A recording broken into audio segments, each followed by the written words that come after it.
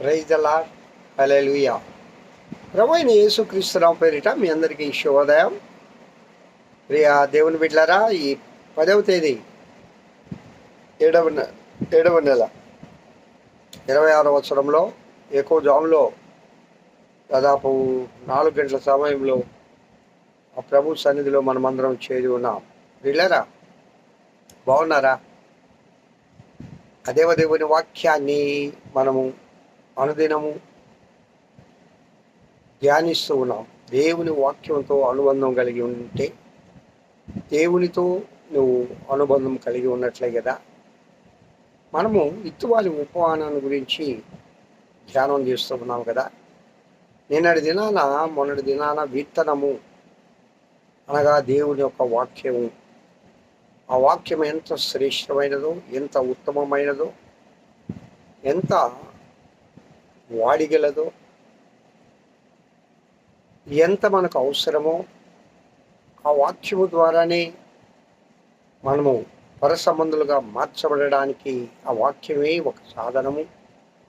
ఈ విధముగా అనేక అంశాలు ఉన్నాయి. కొన్ని అంశాలను పరిశుద్ధాత్మ దేవుడు మనతో మాట్లాడాడు. పిల్లరా, ఈ దినము విత్తువాడు.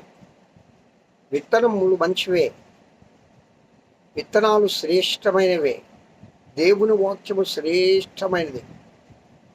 ఆయన పరిశుద్ధుడు, ఆయన వాక్యము పరిశుద్ధమైనది. వాక్యము అనగానే దేవుడే. మరి ఆ దేవునికి పేరు పెట్టడానికి, లేకపోతే ఏదన్నా వాళ్ళు ఎవరు అంటారు చూడండి, అబ్జెక్షన్స్ పెట్టడానికి ఏమి ఉండవు కదా. సాతాను గారు పెడతా ఉంటాడు, వాడి మనుషులు పెడతా ఉంటారు. అసలు నేను ఎవరు ఒక ఆయన అంటాడు, ఆయన బైబిల్ అంతా చదివేశాను, అక్కడ యేసు క్రీస్తు గురించే లేదంటాడు ఆయన. మరి ఆయన ధోరణిలో ఆయన చదివాళ్ళండి. దేవుని తెలుసుకోవాలి అని చదివినప్పుడు ఆయన కనపడతాడు. అసలు ఆయన లేడు, ఆయన అవసరం లేదు, హీఈస్ నాట్ ఏ గాడ్ అని అనుకున్నప్పుడు నీ కళ్ళకు అంధకారం ఏముంది కదా సాతాను గాడు. మరి నీకు అక్కడ యేసుక్రీస్తు ఎక్కడ కనిపిస్తాడు రా బాబు? కనిపించడు కదా. అందువల్ల ఆ పరిశుద్ధమైన దేవుని వాక్యం ప్రియులారా, ఆ విత్తనము, విత్తువాడు చాలా పరిశుద్ధంగానే ఉండాలి. విత్తువాడు అనక ఇక్కడ బోధకుడు. బోధకుడు దేవుని దగ్గర నుండి పొందుకొని ప్రజలకు బోధించాలి. మన పరమ బోధకుడు ప్రభు. ఆయన దగ్గర ప్రార్థించాలి, ఆయన దగ్గర విన్నవించుకోవాలి, ఆయన ఆలోచన అడగాలి, ఆయనలోకి మనం వెళ్ళాలి, ఆయన దగ్గర తీసుకొని వచ్చి మీకు మేము పంచాలి.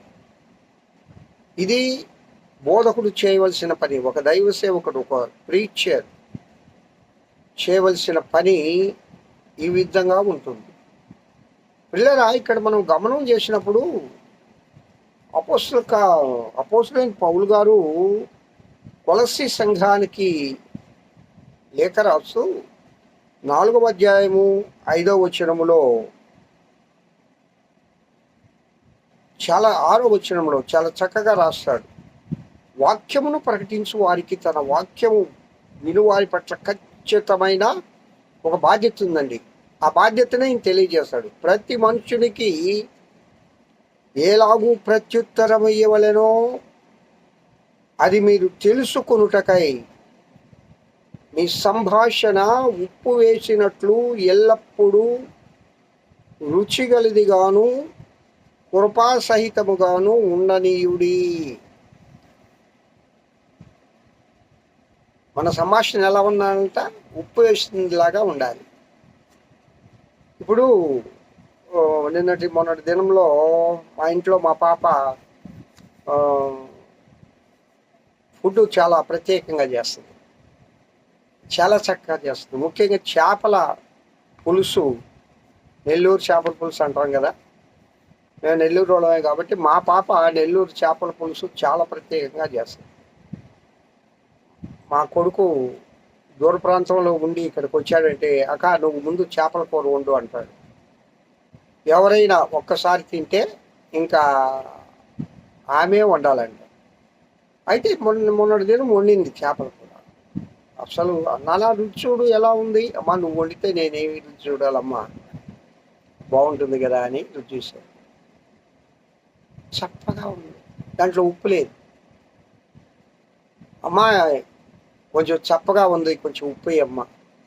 నాన్న కొంచెంగానే వేసాను, మర్చిపోయాను వేస్తున్నాను అని మొదలైంది. అప్పుడు ఆ కూరకు అస్సలైన రుచి వచ్చింది.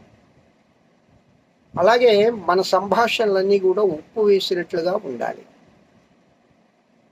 శత్రువు అయినా నీ మాటల ద్వారా మమైకమై నీతో మమైకమై మారిపోయేది ఎప్పుడు తెలుసా? నీ మాటల్లో, నీ సంభాషణలో ఉండే ఆ యొక్క ప్రేమ, ఆ యొక్క అనురాగం. రెండవది ఆ విధేయత, మాటల్లో విధేయత కూడా ఉండాలండి. ఒబీడియన్సీ.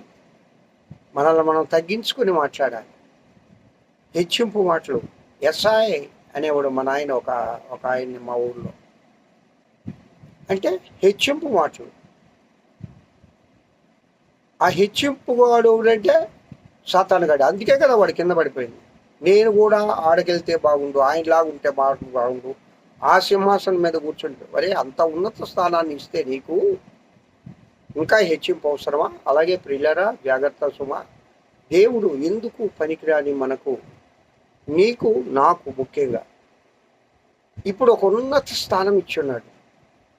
ఈ ఉన్నత స్థానాన్ని మనం కాపాడుకోవాలి. ఎప్పుడు కూడా ఇది దేవుడిచ్చిన స్థానం, నువ్వు సంపాదించుకుంది కాదు. అయా అనే మాటను మనసులో తీసివేయండి అని నేను అనేక మార్లు చెప్తాను. ఎప్పుడు కూడా ఇది నాది కాదు, ఇది ప్రభువు ఇచ్చింది. నువ్వు మాట్లాడేటప్పుడు ఉప్పు వేసినట్లుగా ఉండడం అంటే, ఉప్పులు షడ్రుచులు ఉంటాయి. షడ్రుచులు ఉన్నాయి కదా, ఉప్పే కాదు, షడ్రుచులు. నీ మాటలో షడ్రుచులు ఉండాలి. ప్రేమ, అనురాగము, ఆప్యాయత, ఒబీడియన్స్, ఒదిగిపోవడం, తగ్గించుకోవడం. ఇలాగున ఈ సలక్షణాలన్నీ కూడా నీ సంభాషణలో ఉండాలి. కొందరు మాట్లాడితే పెట్టబుద్ధి వేస్తుంది, కొందరు మాట్లాడితే కొట్టబుద్ధి వేస్తుంది. ఇది ఎక్కడి నుంచి వస్తుందో తెలుసా? దేవుడు ఇచ్చేది. హల్లెలూయా. ఓ బోధకుడా, దేవుని దగ్గర కోరుకో, నీ బోధ ఆ విధంగా ఉండాలి. ఇప్పుడు ఓ టీచర్ విద్యార్థులకు పాఠాలు బోధించేటప్పుడు విద్యార్థులు టీచర్ని అనుసరిస్తారు, అనుకరిస్తారు. భవిష్యత్తులో కూడా ఆ టీచర్ యొక్క హావభావాలు ఆ విద్యార్థులు కనబడతాయి. ఎక్కువగా ప్రేమిస్తారు టీచర్ని, వాళ్ళు గౌరవిస్తారు. అందువల్ల వ్యవహార శైలి, నువ్వు బోధించేటప్పుడు, నువ్వు వాళ్ళతో మాట్లాడేటప్పుడు, నువ్వు ప్రీచింగ్ చేయనప్పుడు, లేక టీచింగ్ చేయనప్పుడు నువ్వు ఎలా ఉండాలంటే, ఆ మాటల్లో కరుకుతనమో, కఠినతనమో, అహంభావము, గర్వము అవన్నీ కనబడకూడదు. నీ మాటల్లో మృదుత్వము, ప్రేమ, అనురాగము, లాలన, ఒబీడియన్స్, విధేయత, ఇవన్నీ ఉండాలి. టీచర్ ఏందయ్యా విధేయత అంటావు? ఎస్, తగ్గించుకోవడం అండి. పిల్లవాడికి బోధించేటప్పుడు నువ్వు పిల్లవాడిలాగా తగ్గించబడాలి. అలాగే ఇతరులకు బోధించేటప్పుడు బోధకుడు కూడా తను తాను తగ్గించుకోవాలి. దేవుడే చెప్పాడు కదా, నిన్ను హెచ్చిస్తాడు ప్రభు. కావున ఈ ఇత్తువాడు క్యారెక్టరిస్టిక్స్, సలక్షణాలు, ఇత్తువానికి ఉండవలసిన లక్షణాలు మనము కొన్ని దినాలు ధ్యానం చేసుకుందాము కాక. ఈ దినం ఒబీడియన్స్, విధేయత కలిగి మనము ఇతరులకు బోధించాలి. అలాంటి బోధను నా ప్రియుడైన యేసయ్య మనందరికీ దయచేయను గాక. పిల్లరా, మరలా రేపటి దినం కంటిన్యూషన్ చేసుకుందాం. ప్రార్థన చేయండి. ప్రభువుతో మమైకం కండి, ఆయనతో ఉండండి, ఆయన్ని కలిగి ఉండండి, ఆయనతో నడవండి, ఆయన కృప పొందండి. దేవుడు మిమ్మల్ని దీవించుగాక. మహోన్నతుడ స్తోత్రం. ఈ వాక్యం వింటున్న బిడ్డలందరినీ దీవించి ఆశీర్వదించమని యేసునామం పేరిట వేడుకొంచున్నాను తండ్రి. ఆమేన్. Praise the Lord. Have a good day. ఈ దినమంతా ఆ దేవదేవుని కృపాక్షేమంలే మీ వెంట వచ్చునుగాక. హల్లెలూయా.